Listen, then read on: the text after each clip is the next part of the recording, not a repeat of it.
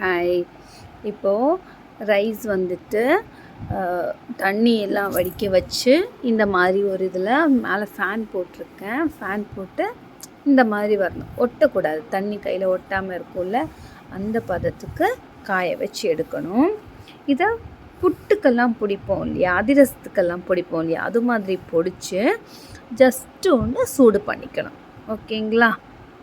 இப்போ பிடிச்சதுக்கப்புறம் பார்க்கலாம்.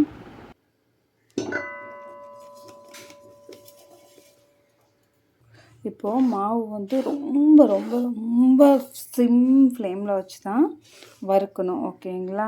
இப்போ ஏலக்காய் இருக்குல்ல, அதை இதில் போட்டு பொடிச்சிக்கலாம். இது இப்போ பார்த்தீங்களா, இந்த ஏலக்காய் வந்து நல்லா இது ஆகலை, பட் ஓகே, நல்லாவே ஒரு ரொம்ப சிம் ஃப்ளேம். உங்களுக்கு ஃப்ளேம் பார்த்தீங்களா, இப்படி தான் வைக்கணும். இது ரொம்ப திக் பாட்டம் பேன். இதில் ஒரு 10 நிமிஷமாக நான் வச்சுருக்கேன். 10 நிமிஷம் இல்லை, ஒரு 5 நிமிஷமாக வச்சுருக்கேன். ஓகேவா? இப்போது இது அரிசி மாவு வந்து வறுத்துட்டேன், ஆஃப் பண்ணியாச்சு. இப்போ என்ன பண்ணலாம் தெரியுமா, நம்ம வந்து ஃப்ரை பண்ணி வச்சுருந்தோம் இல்லையா, லைட்டாக அந்த தேங்காவை ஜஸ்ட் க்ரஷ் பண்ணி போட்டுக்கிறேன். ஆனால் சேமாக இருக்கிறதுக்காக.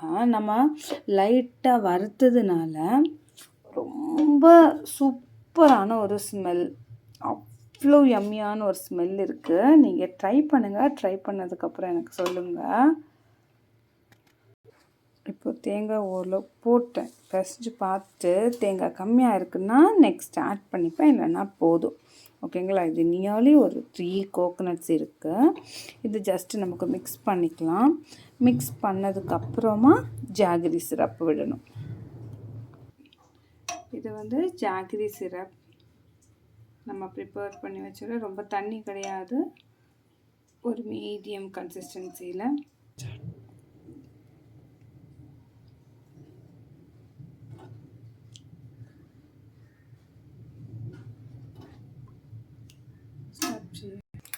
இது இப்போது இந்த மாதிரி இந்த அளவுக்கு நான் விட்டுருக்கேன். நம்ம ஃபஸ்ட்டு பிசையணும். இது கரெக்டாக அந்த கொழுக்கட்டை மாதிரி பிடிக்க வந்துடுச்சுன்னா போதும். இல்லை நமக்கு பிடிக்க முடியல, உதிரியாக தான் இருக்குன்னா இன்னமும் கொஞ்சம் ஆட் பண்ணி, ஜாகரி சிரப் ஆட் பண்ணி இதை பிசைஞ்சுக்கணும். ஓகேங்களா?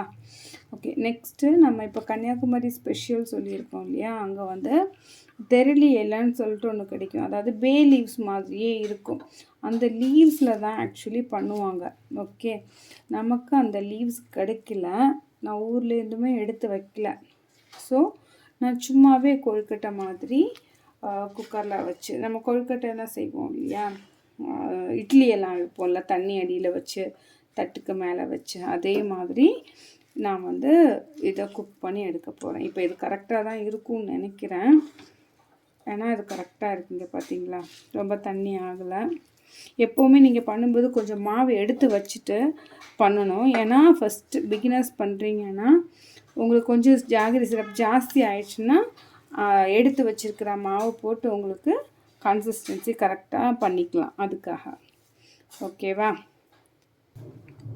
இப்போ பார்த்தீங்களா, இது கரெக்டாக நம்ம கொழுக்கட்டை மாதிரி பிடிக்கிறதுக்கு கரெக்டாக இருக்கும்.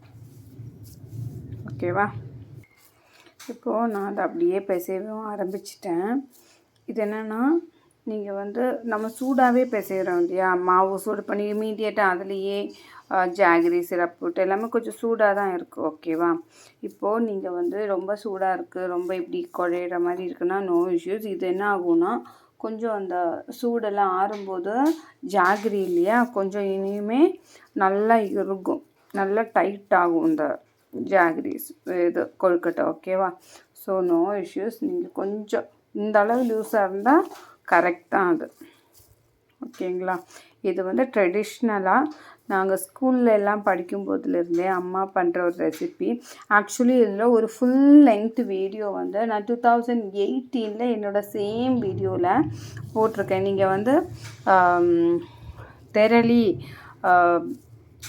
கார்த்திகை தீபம் ஸ்பெஷல் தாராஸ் கறி வேர்ல்டுன்னு போட்டிங்கன்னா உங்களுக்கு வந்து அந்த ரெசிபி வரும். தாராஸ் கறி வேர்ல்டு தெரளி ரெசிபின்னு போட்டிங்கன்னா அது வந்து ட்ரெடிஷ்னலாக இலையெல்லாம் எனக்கு அப்போ கிடச்சிச்சு.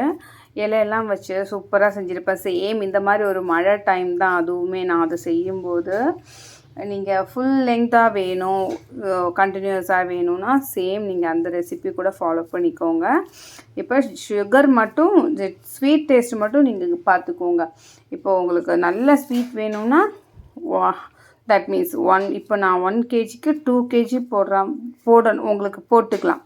1 kgக்கு 2 kg ஜாகரி சிரப்பு, 1.5 kg வந்து கரெக்டாக இருக்கும். சாரி இல்லை உங்களுக்கு மைல்டாக தான் வேணும்னா 1 kgக்கு நீங்கள் வந்து கம்மியாகவே சேர்த்துக்கோங்க. ஓகேவா? எனக்கு இதில் என்ன டவுட்ஸு எதுவும் இருந்துச்சுன்னா நீங்கள் எனக்கு கமெண்ட் பண்ணுங்கள். நான் உங்களுக்கு குக் பண்ணதுக்கப்புறம் அதை வந்து காமிக்கிறேன். இப்போ வந்து பார்த்திங்களா, நான் வந்து அந்த சேம் ஊரில் எப்படி பண்ணுவாங்களோ அது மாதிரி செஞ்சு வச்சிட்ருக்கேன். டவுட்ஸ் எதுவும் இருக்குன்னா நீங்கள் எனக்கு கமெண்ட் பண்ணுங்கள், நான் உங்களுக்கு ரிப்ளை பண்ணுறேன். இது கன்னியாகுமரியில் இருக்கிற எல்லாருக்குமே இந்த தெரளி பற்றி நல்லாவே தெரியும். கேரளாவில் நேம் வேறு சொல்லுவாங்க. ஷேப்புமே கோன் ஷேப்பில் அவங்க குக் பண்ணுவாங்க.